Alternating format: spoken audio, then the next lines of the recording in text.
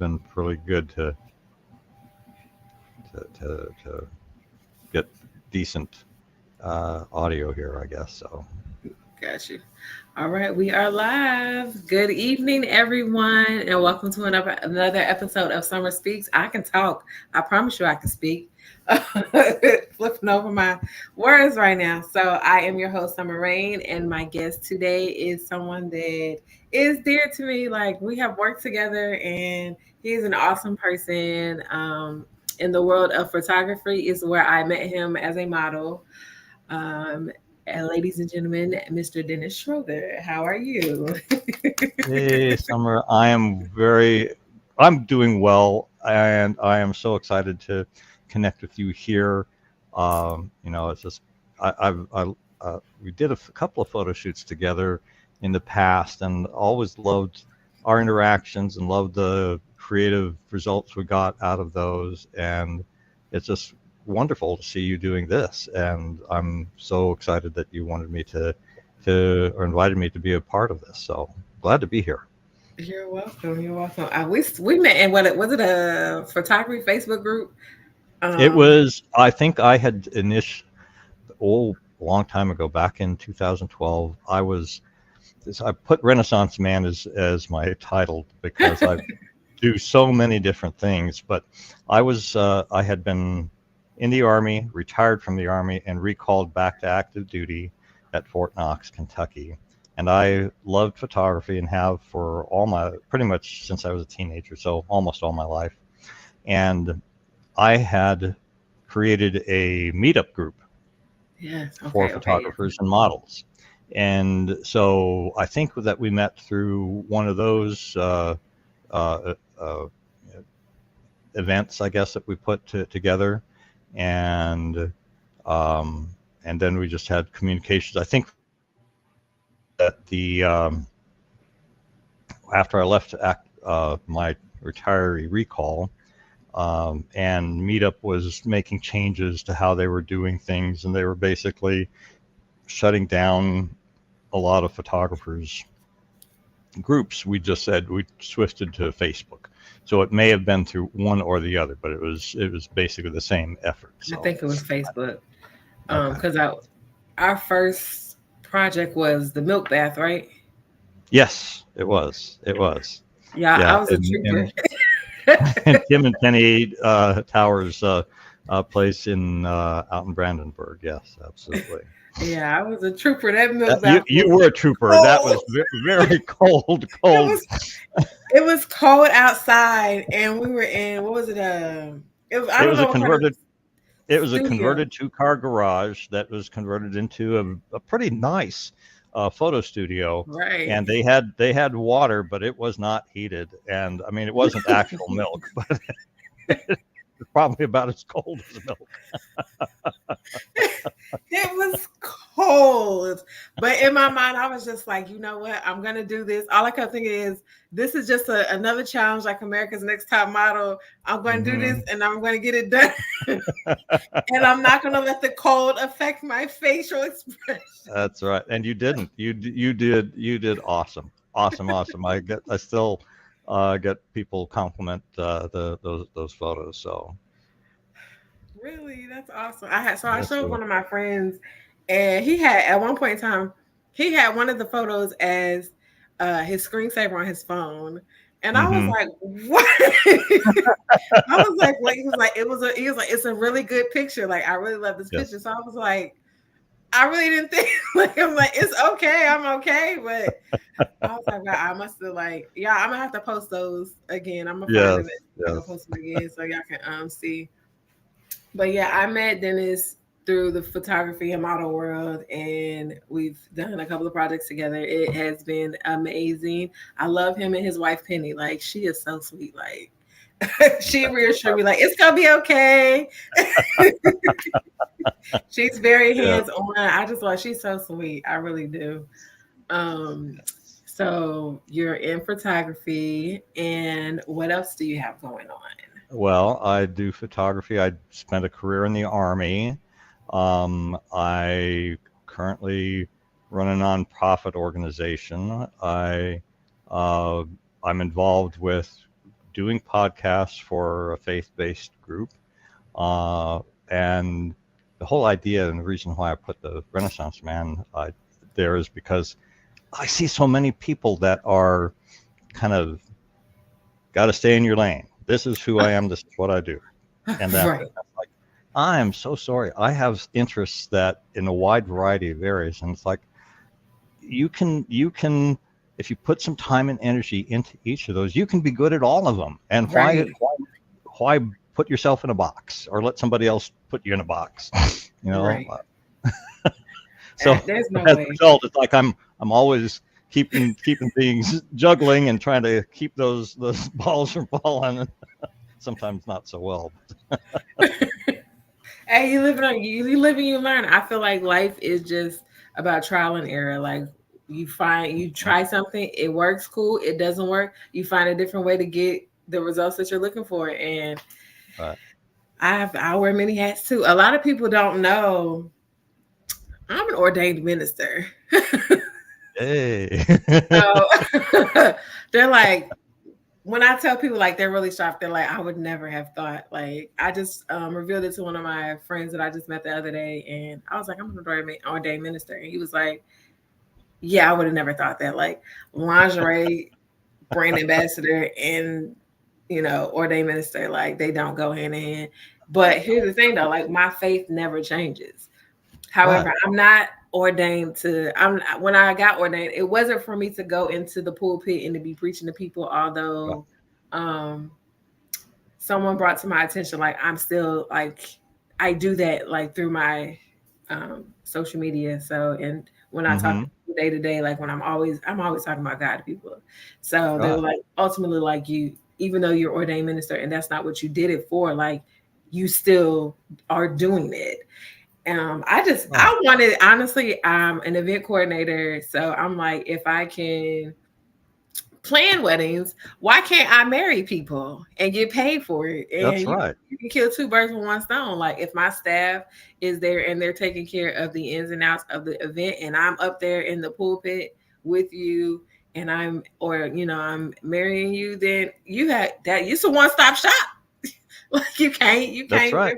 it's a win. So a lot of people, when they find out, they're like, what? And then some of the stuff I talk about is very controversial in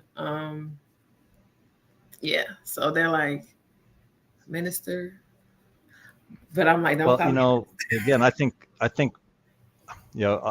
I'm sitting in a cigar lounge. I work part-time in this cigar lounge, and a lot of people have opinions about what a cigar lounge is, but the fact of the matter is this one was started as a Christian outreach to men. Oh, wow. And that blows people's minds a lot. I think it's because it's the religion, and everybody thinks that if something is religion based, that it has to be a certain way, like the religion, like Right. You have to stick to the books, and no one wants to think outside of the box and make things a broader horizon just to get to the people. Like, sometimes you got to get to the people however the best you can to get the word across to them. And if it means, hey, y'all meeting at a cigar lounge, or meeting somewhere else, then it's outside of the church, then you got to do what you got to do. And we need, in my opinion, we need to be encouraging more faith-based conversations with regular people, and not just put that on to the pastor or the minister or the ministerial staff. And that's part of what this was all about, was to say, okay, we're just regular guys who have a faith in Jesus Christ, and we want to create a place where it's draws guys that may not even know about him, but to provide a safe place to have a conversation if somebody's willing. And I love that, and that's part of the excitement I have about the podcast that I'm helping a good friend of mine put together, that we're calling Voices in the Fire, because it's basically taking and giving people who are believers an opportunity to tell their story about the fire that they have for the Lord, or the fire that God has carried them through. Hey, listen, it sounds like I need to be a guest. You do. Absolutely you do. Because he done lit my fire. And so we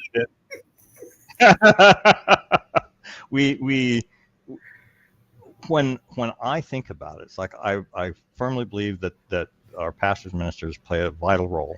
However, in my own personal spiritual growth, the most impact has happened when I have had a conversation with a fellow believer, not somebody who is a pastor or is, and that's the kind of thing that I want to be able to encourage and to support and to say, hey, your story is important. You may not think it's important.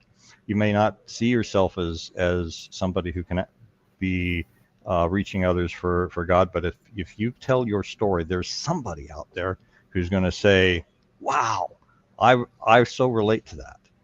And you just don't know who that is. So anyway, we've got that going. I've got the nonprofit. The nonprofit is, in fact, another reason we need to talk is that because of my time in the service, and I got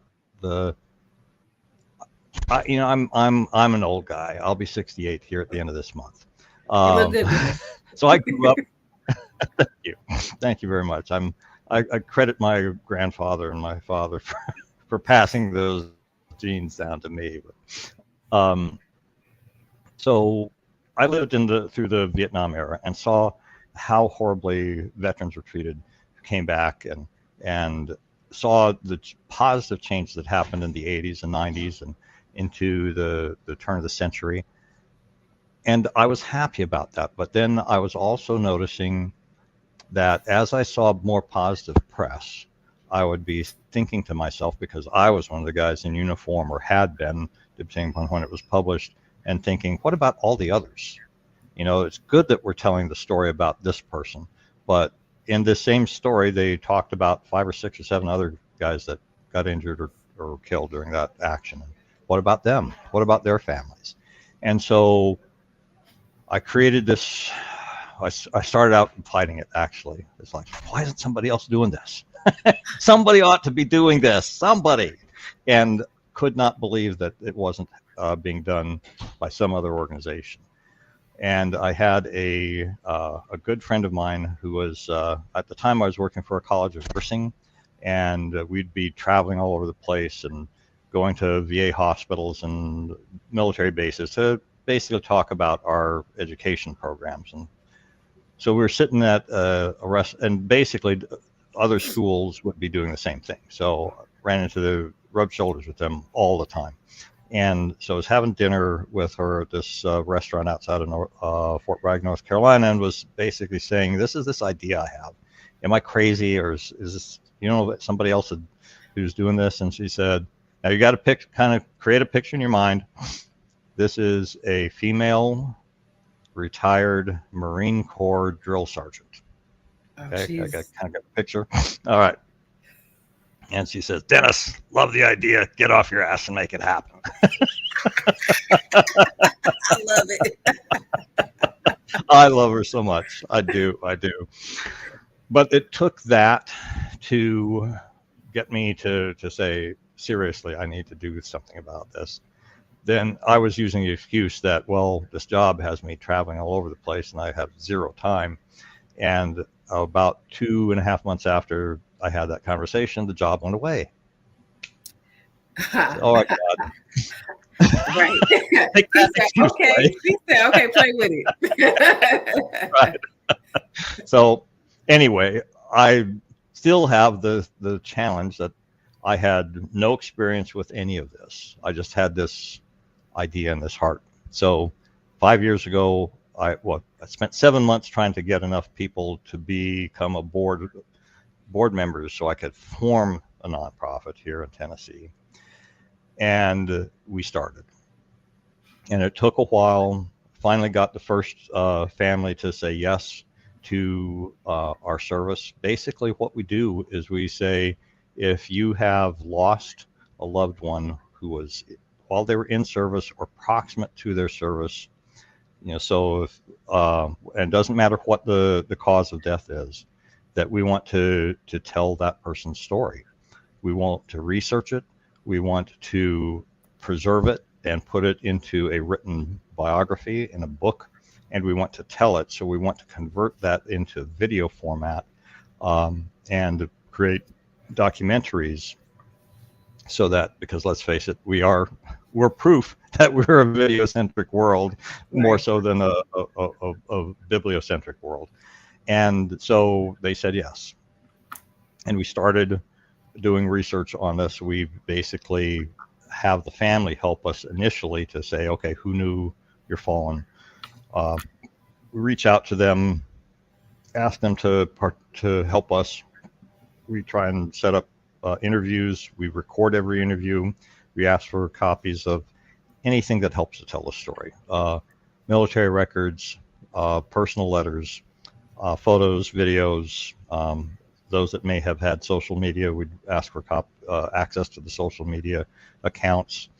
And then at first I didn't realize I needed a researcher, but I was blessed that our first writer, because I'm not a author, was a Air Force Academy graduate who's had written 2 other books and spent his time on the Air Force as a criminal investigator. So he was a researcher.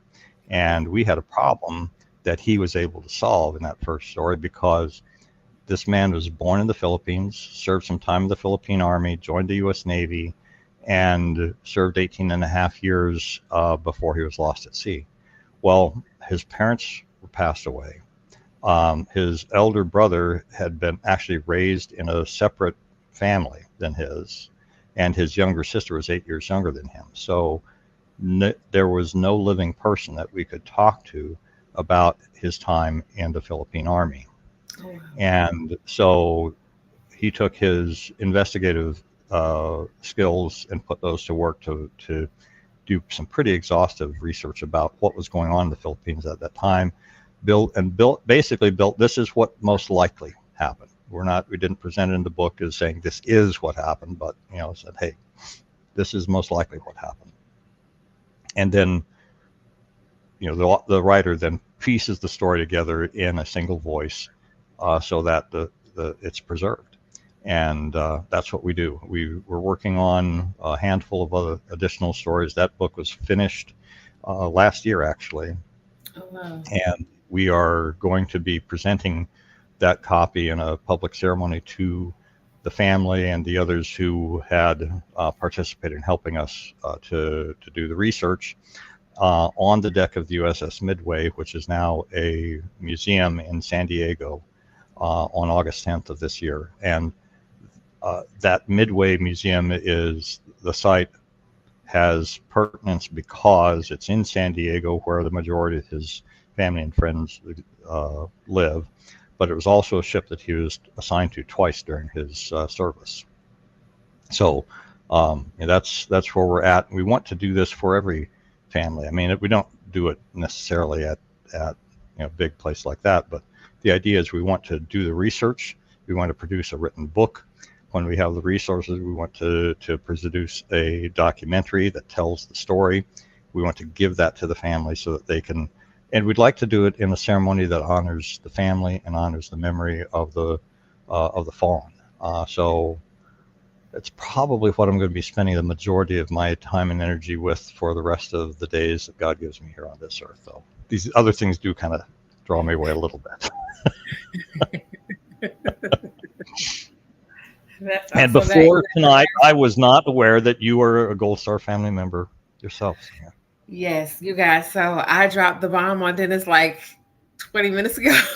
I dropped the bomb on Dennis and told him that my family is a Gold Star member family. My brother served in the Navy. Of course, my whole family is military background. My biological mom was in the Navy. My biological dad was in the Army. My stepdad was in the Marines, and my uncle was in the Air Force. So I have all 4 branches in my family. My brother that served in the Navy, he passed away in a car accident on March 17th, 2008.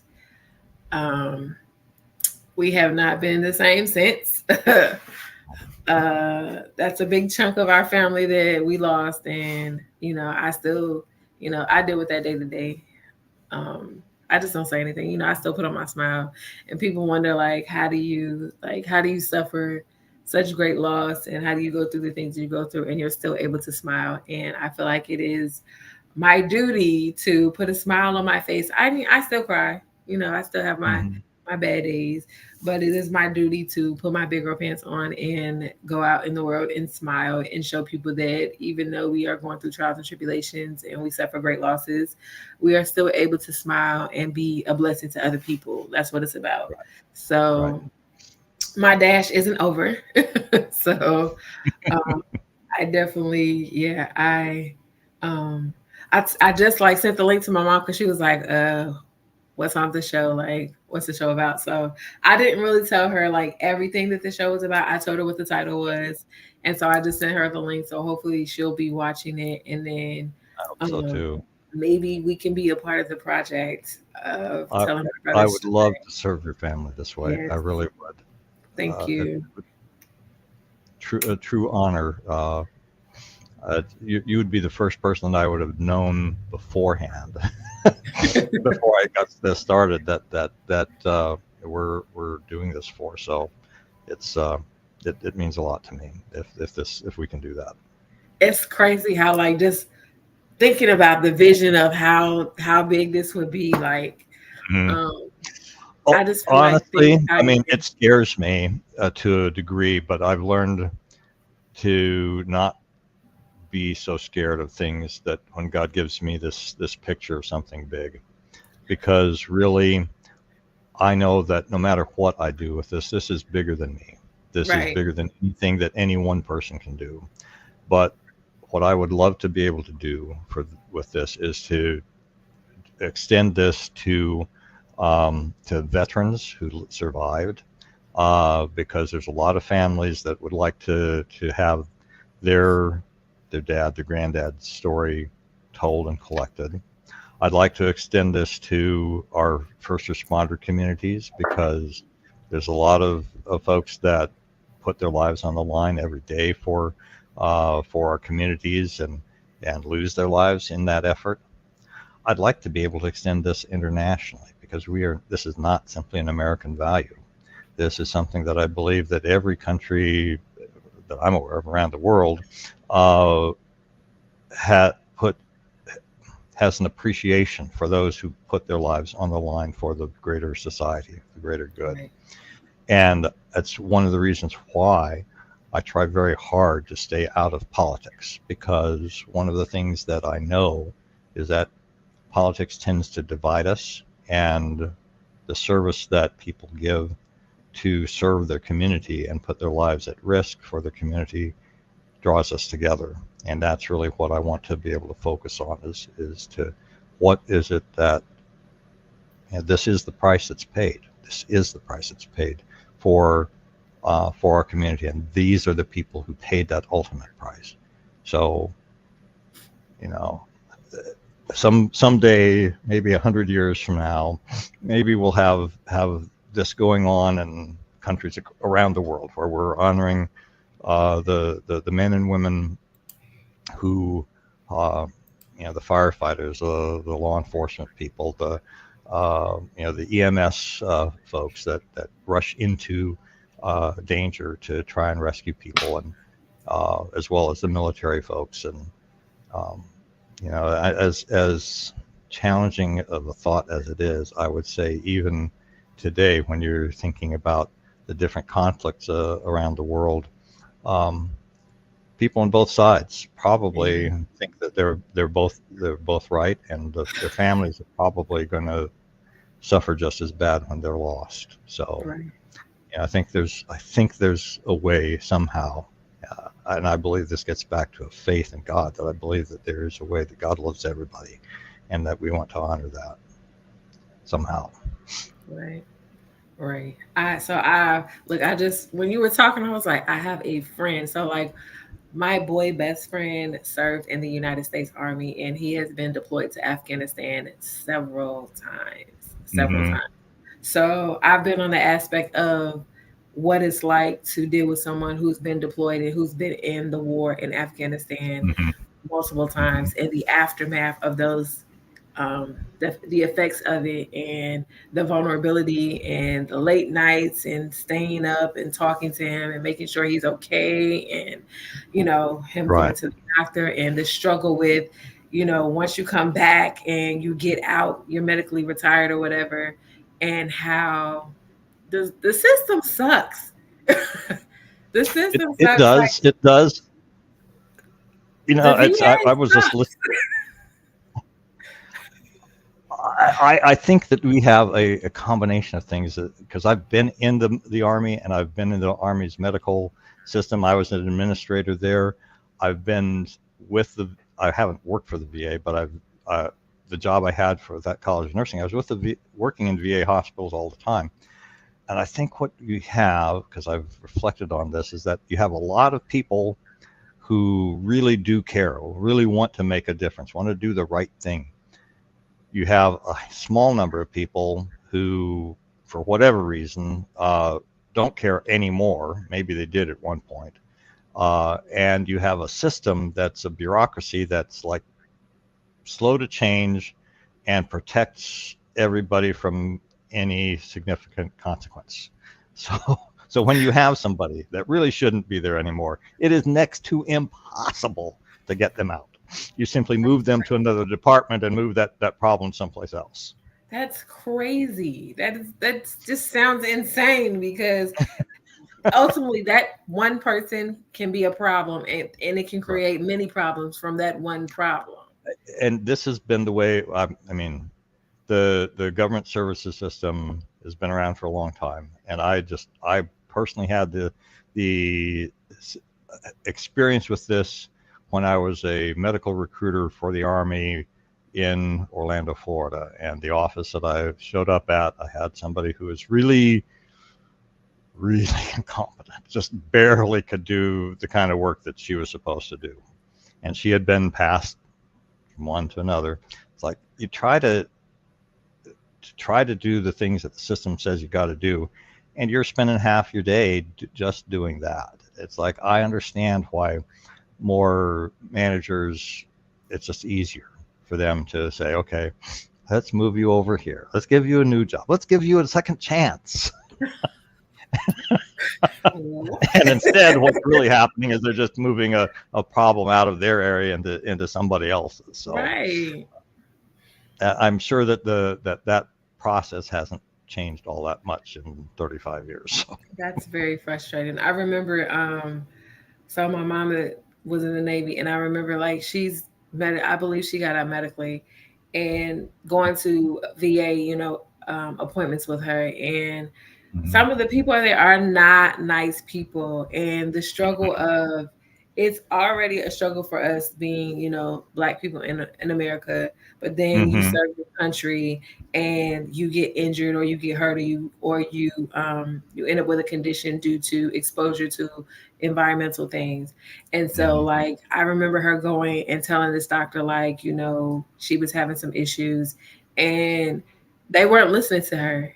And it was just so frustrating for me to Yeah. watch my mom suffer and have these ailments, and no one is listening to her. No one is believing her. So much so, like, I'm in this VA hospital going off, and my mom was like, let's go before they call security. Like, girl, this is still a federal building. And I'm like, I don't care. I will knock everything off of this desk right now. Like, because you are not listening. Like, I hate the fact. And Right. then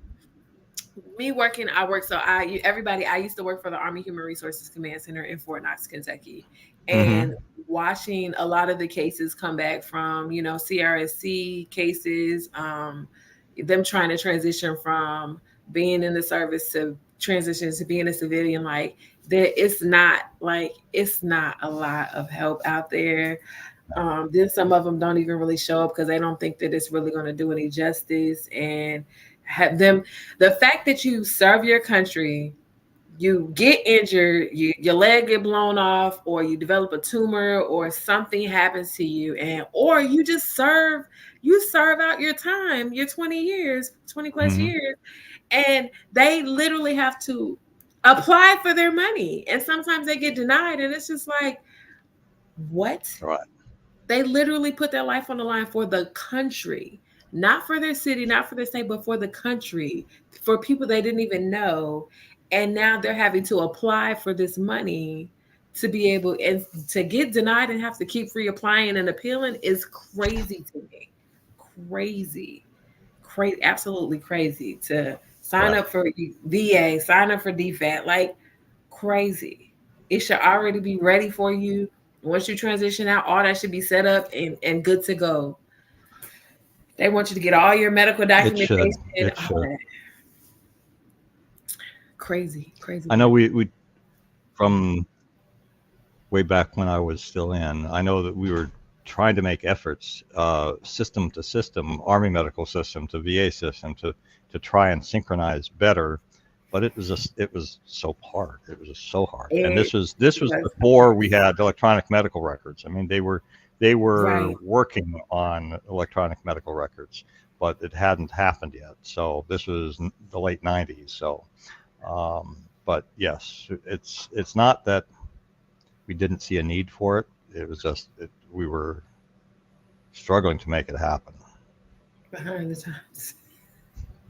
Definitely behind the times. I remember watching my mom, like she's had stacks like this thick and this thick Hmm. of just medical records that she got to take every time she goes to the doctor. And I'm like, we gotta do something about it. Like, Yeah, how do you keep up with, like, you have to be responsible and keep up with it, because if you miss one piece of paperwork, like that could cost you like your whole VA payment. right. So um yeah, this is an ongoing problem in the United States. It's It is. crazy. It's crazy. It is. Definitely crazy. So how many families do you have lined up so far for your project? We are currently working with 3 families. We have 2 others that I'm going to be starting working with later this summer. In fact, I'm a little bit behind on getting the initial paperwork out to them. So one is a family who was Vietnam era loss. He was a soldier sergeant who was killed in a helicopter crash in Vietnam. He was only 27, made a E7 at that time.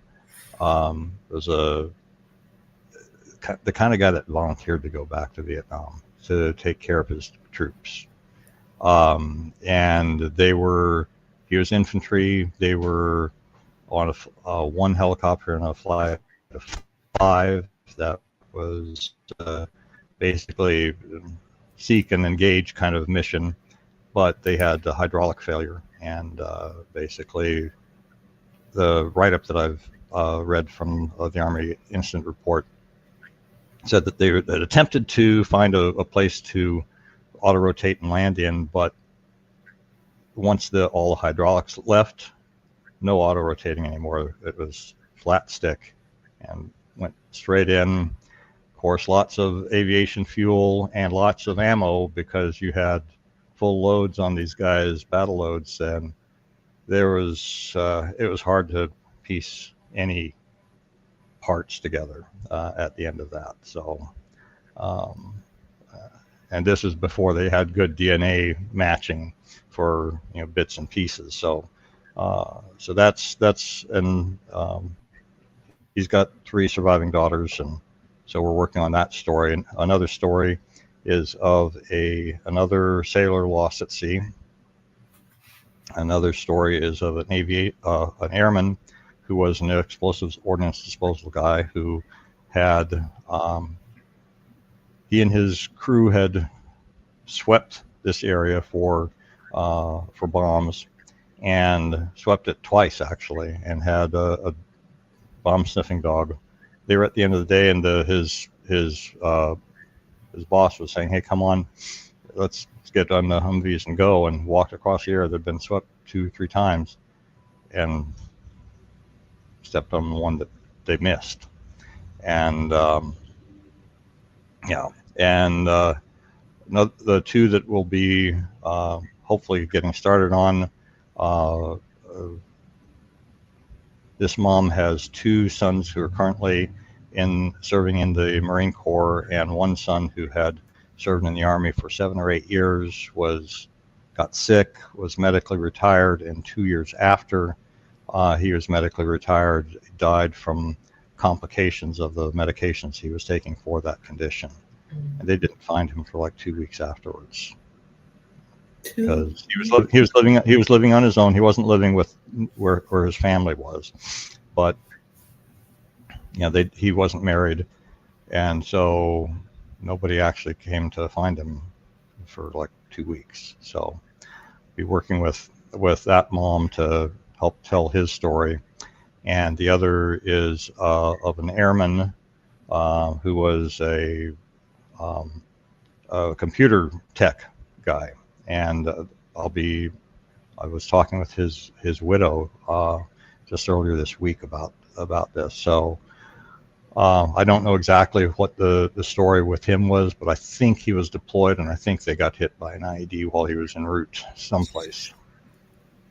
So those are the stories we're currently working on, and hopefully we'll be telling your brother's story. And one of the things that we'd like to be able to do is we want to be able to get to the point where relatively soon where we have 9 or 10 stories that we're working on. And here's why. I do have the benefit that last year I met 2 filmmakers here in the Nashville area who want to help us. Oh, that's awesome. And it's costly to put together video. I've got estimates from a bunch of different people who are in that, who've done their own documentaries, or people who are in the industry, like legal advisors, etc. They said $100,000 to $150,000 per 60-minute episode is what you should plan on. And so what the filmmaker said is that what they want to do is they want to help me to put a pitch deck together and take this to the studios to pitch this as a docuseries. Well, that's a great idea. I love them doing it. That would be awesome. But to do a docuseries, what you need a season, and you need a 9 to 10 stories to do to do season 1. And right now, I'm not there yet. You have what, 3, 4? 4 right now, yes. You're halfway there. You're halfway there. So hopefully those that are watching, if you have family members that were service members, and doesn't matter what the cause of death was. I mean, most people think about combat casualties. Most people think about training accidents when you hear about helicopters crashing, etc. But some people don't think about suicide. Like a lot of people, they suicide and they try to brush it underneath the rug because they don't want to talk about it, because suicide, unaliving yourself is taboo. Right.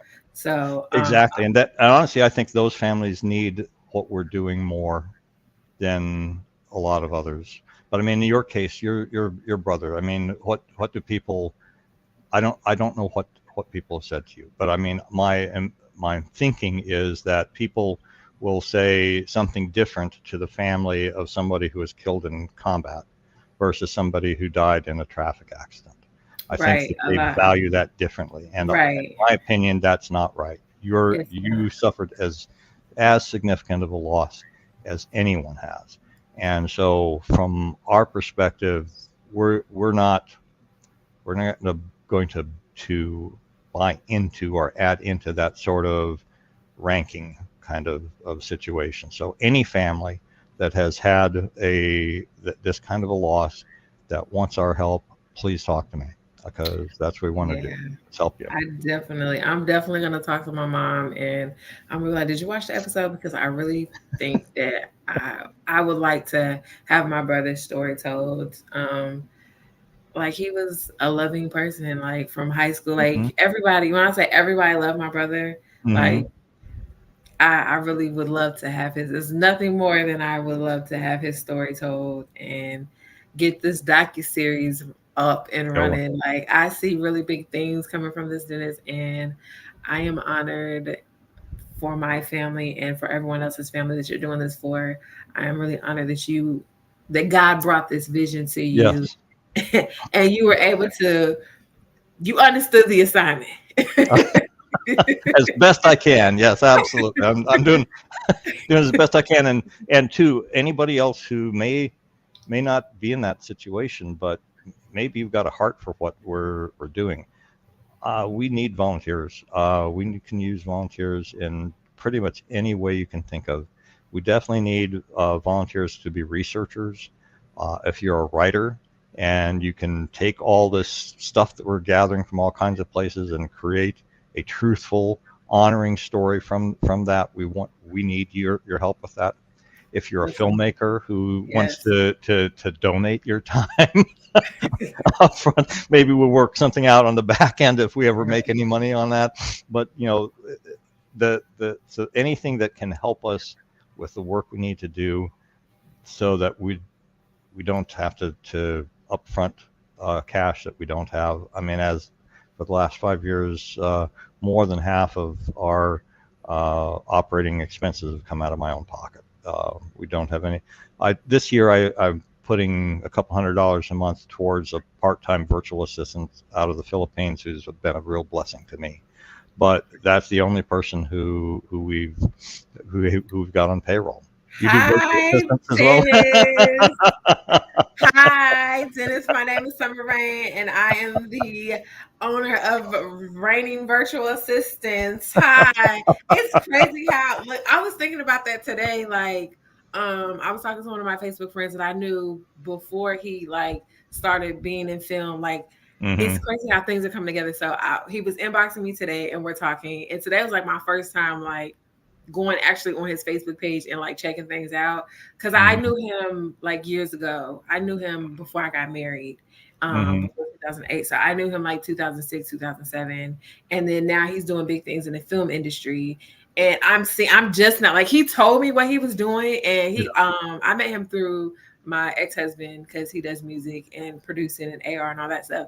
So it's crazy that I've checked out his page. I see that he's he told me the stuff that he was doing, and I was excited for him because I'm just seeing you start from the bottom, literally start from the bottom, and to where you are now. It's just mind blowing how you've blown up so much, and it's crazy how resourceful that I tell people all the time. I am very resourceful. If I can't do it for you or I can't get it for you, I know someone who can. So I'm hoping that. My platform is about helping people and getting people's stories out to be able to share with others. And you never know what someone else is going through and how you can help someone else. So this episode, guys, is for Dennis to get his information out for his nonprofit, which is called the Price of Freedom Foundation. And listen, I got filmmakers, I got writers, I got creatives. So y'all, please watch this episode. Please hit Dennis up. If you are willing and able to volunteer your time, because this is a nonprofit organization. If you find it in your heart to donate towards his foundation because you believe in what he's doing, because I certainly do, get with him. Please, I urge you to please get with him to donate in any form or fashion that you can, because this is going to be big. I just see it. I see it's going to be big, and I'm excited to see where this goes for you. It's just crazy how, we met years ago. When you said 2012, I was my daughter was 2. She's 10 now. She's 10 now. Yes. So just to see how, I'm watching you as a photographer, and then now you're going from a photographer to now you're making a docuseries. That's ultimately what this is. That's you exactly got to speak that into existence. It is, and basically, I see us forming a library. I'd love to be able to see us as we're recording these things. I'll need somebody to help me to kind of think it through. Somebody who's very analytical, but early on, before I was able to form the organization, I had a conversation with somebody who was an academic researcher, writer, and she was an author that wrote books on cultural anthropology. And she was saying that she saw that what I was talking about doing could be valuable to the education industry, so to speak. Right. That as if we do it right, if we document things and catalog things in a certain way, because we're essentially capturing stories, Right. and that could be beneficial for research, or for something else down the road that don't even have a clue to. But I do see that. Okay, so somebody who spoke that into, and I said, yes, I like that. And Right. I'm also the kind of person that, yes, I'm old, but I'm not so caught up in how things were, that I'm not open to new ideas. I'm always open to new ideas. Yes. So it's That's like, awesome. and the approach that I typically take when I rarely get anybody has negative things about this. But what I will always say is that, okay, you're right. We could do this better. Please come and help us do it. Right. Right. Don't Please, complain you've got about a it. good idea. Come on, let's make this a better thing. Right. There's nothing worse than someone telling you that you're not doing something right or you could do it better and not suggest or put Right, in or help you make it better. right, Yeah, right. I'm excited to see this thing take off, Dennis. Thank you so You're much. welcome. You're welcome. You're And I welcome. want to help you with what you're doing here, because I love the connections. Being a connector is something that I have a heart for too. So it's like I do a lot of networking. I do a lot of stuff on Zoom, and I do a lot of one-on-ones for Zoom. And it's like, yes, for the last 5 years, it's like primarily, yes, we have this need and we need your help. But every single time, for me, it's like, how can I help you? Who can I introduce you to that can help you personally, or your business, or whatever, to take the next step or get better, or whatever. And so it's like, same here, Summer. I wanted to help you with what you're doing here. So if I've got people I can introduce to you to either be guests or somehow publicize what you're doing, let me know, because I want to. Of course. I'm always what guests are always welcome. Anything that y'all have to help me get my podcast out there and get it to the people, I'm Mm-hmm. all for it. I'm all for it. I definitely I feel like I've been in the background for a long time. I'm used to being in the background, and now to be in the forefront of things. Like, I'm not gonna lie, y'all, it does terrify me at times.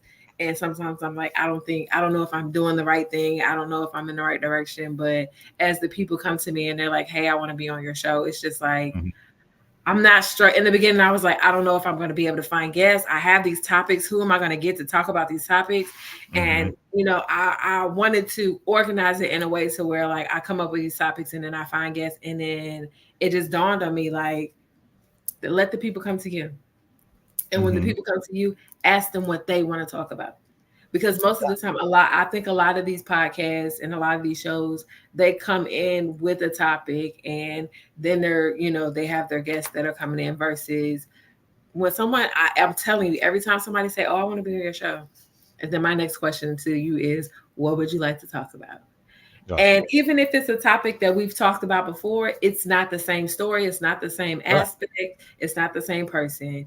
So ultimately, you get different versions of the same topic, but their story might tie into something that's going on in your life or someone else's life. So I just Mm-hmm. always want to be able to get people's stories out to share, because I feel like me being transparent with everyone and putting my stuff out there, even though people are like, you shouldn't be telling your business. Some stuff you should just keep to yourself. But it's like, ultimately, yes, I'm in therapy, but this is like my therapy. Like, I get to Right. expose my skeletons, my truth, and I don't have to worry about it being smeared or, thrown back Right. in my face. So it's just like, if I get it out there and I tell people what's going on, then I think fine. honesty and transparency for people, there is a risk, because there are people who want to do you harm, and Of it course. gives more ammunition for them. But honestly, I think that percentage of people amongst the population is small. Right. I think that honesty and transparency overall is a better policy. I look back to the fact that uh, really the main employer I've had through my life was the military. And what I loved about the military in this respect is that everybody got the same pay based upon your rank. And everybody knew it. So it's like, I just have a real big problem with corporate America that says we're never going to tell you what the other person working next to you works. You don't want to, you not to talk about it. Why? Because they know they're doing people wrong. I know. Well, that's the whole point. It's like, so if you are transparent about everything, then if you are doing things logically, if you have a process that says, okay, this is the job, these are the skills, this is what those skills and that job are worth, and you put it out there and everybody knows, then the only time you get in trouble then is if you're showing favoritism towards somebody to give them more, or I don't like that person, so I'm going to give them less. Right. And so I disagree with that entirely. And in terms of personal honesty and transparency, it's like, I know when I've been on this, I mentioned about the Voice in the Fire podcast, but I've been last year was helping the same friend to put together a men's podcast on faith called The Pit. And there it was like 4 or 5 of us together talking about different topics. And it's like, there was no point in me talking about what God's revealed to me. And we're talking about topics that are meaningful, but a lot of people don't touch on and don't talk about. And then so it's like, I'm going to talk about, the challenges that I had with my suicidal ideation. I'm going to talk about the challenges and the failures that I had in my previous marriages because I was unfaithful. It's like, okay, you could try and hold that back, and a lot of people do, but you really don't reach people who may be wrestling with the same subjects, and by doing that. So, is it a risk? I'm sure it's a risk, but I think it's worth it, because I think the people that will be positively affected by it are worth it. Definitely. I think I started exposing my truth. Let's see, she's 10 now. I want to say she was small. So my daughter had to have been like 2 or 3 when I started exposing my truth on social media. And it was just like, I think I went on live one time and I was just telling how, I used to be a dancer and how I was a call girl and how, the things that I went through, some of the things I went through and how I got out of it. And that very same night that I told my truth on social media for the world to see, someone inboxed me that had been on my friends list for a long time and was like, I'm in the game. I want to get out of the game. I don't know how to get out the game. And that opened my eyes to, okay. I know people are going to have negative things to say. There's always going to be someone that's always going to have something negative to say about what I've done, what my past is. Some people are always going to feel like I probably shouldn't reveal as much as I reveal. But ultimately, when I do reveal those things, the majority is always going to gravitate towards me because they know I'm spitting, real life experience. And that's why I pride myself on my podcast being real, raw, and relevant, because I can relate to people. As far as networking, I be struggling with networking. I am a personable person, but a lot of times, I am very standoffish, and I need to watch the room first before I start, exploring the room and networking. So it's just like, if you put me in a room full of people, eventually I will start to warm up. At first, I'm going to be like, let me see what's going on. Let me observe and see. But even in my isolation in a room full of people, I'm like, God, I ain't ready to talk to nobody. He's going to send somebody over there to talk to me always. And then once person starts talking to me, then another person starts talking to me. And then before you know it, I'm talking to the whole room. And so. Well, I relate a little bit to that because I remember, for a lot of my younger life, I was very, I wasn't an outgoing person. I'll put it that way. I was definitely an introvert. the Army forced me into my roles to kind of break through some of that. But after I retired from the Army, it was a real struggle to go out to these networking events for looking for jobs, etc. And I finally got to the point where it's like, okay, I have to prepare myself mentally. I'm going to go in there, going to maybe not exactly the same way. I'm going to take a look around, and I'm going to purposely go up to the first person that I see and introduce myself. You are brave, sir. No matter how I feel, I'm just saying it's okay. They're not. I think about this. They're not going to bite my head off. They're not going to stab me in the back. They're probably going to say hello back. And whether it goes anywhere farther than that, who cares? Right. But for anybody out there who may be wrestling with the same kind of thing, it's like, yeah, it's not going to feel comfortable. And it's, years and years and years later, it's still not comfortable, but it's not as uncomfortable as it was at the beginning. Right. And it will. And the point of the matter is, you're going out there, to make connections with other folks, and you don't know who's out there, and you're never going to know who's in that room until you talk to them. Right. And so. Right.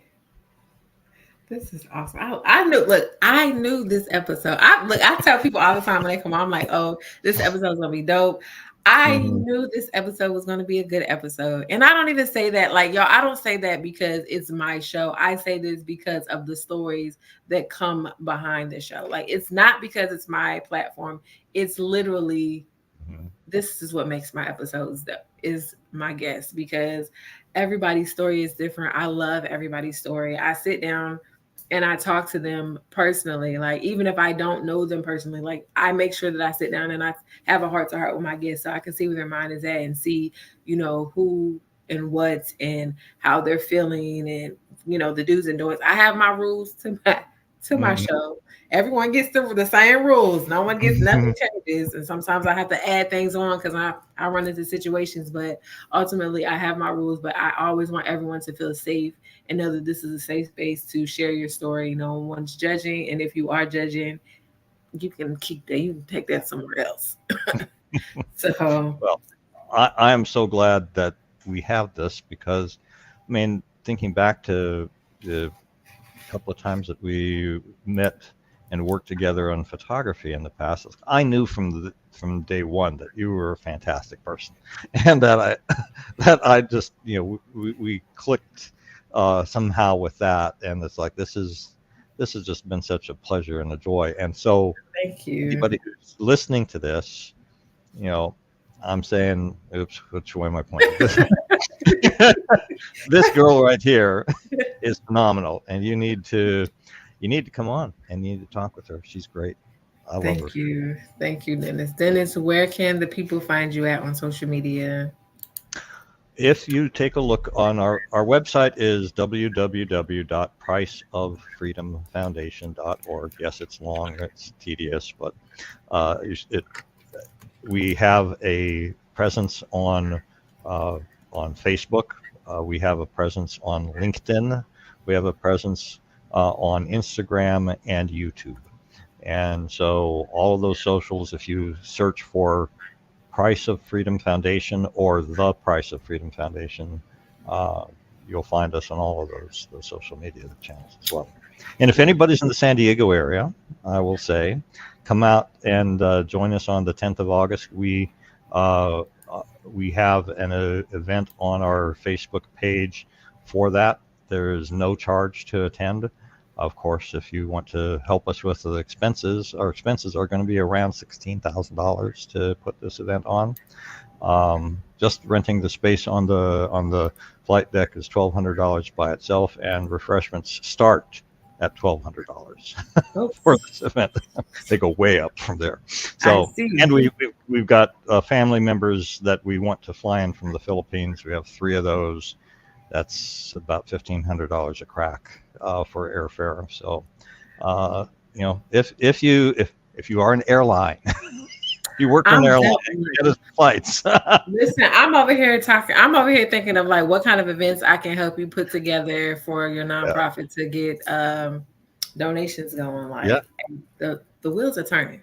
Yes, they are. There was a And time. so, man, this has been a great summer. Love you. I'm so glad that you brought me on. And but you're not anywhere close to me any longer, are you? Down South Carolina, right? I am in Myrtle Beach, South Carolina, Myrtle but Beach. I Well, will you know travel. what? I could probably not have to twist my wife's arm very much to say we need to take a trip to Myrtle Beach. She's like, ocean, beaches, yes. Awesome, awesome. All right, guys. Our sponsor you all know, is Central Bliss Life, where you can get all your adult needs. That's toys, books, lingerie, silk boxers. She has all of your needs. Apparently, somebody been buying something because I made a little bit of a profit. I was shocked when she sent me something. I was like, oh, somebody finally bought something. So y'all can find her on Facebook and IG and TikTok at Central Bliss Life. Her website is www.centralblisslife.com. Make sure you use that comment code Summer Rain. My name is the comment code, so I can get credit for that. I mean, even if y'all don't even put my name on there and I'll get credit for it, at least buy something, support a small business. Let's get ready to blow up into a big business. This is big business right here. So she does have, I'm sharing on my Facebook page, she does have an event that's coming up at the end of this month, I believe. So y'all be on the lookout for the events from Central Bliss Life. And as always, I cannot wait to see you all next Thursday. Thank you, Dennis, for having me. I'm for you coming. Thank you so much. Thank you for coming. I love you and Penny, and hopefully we can get together and get this thing cracking. Love it. I'm looking forward to it. Thank you so much. You're welcome. Good night, everybody.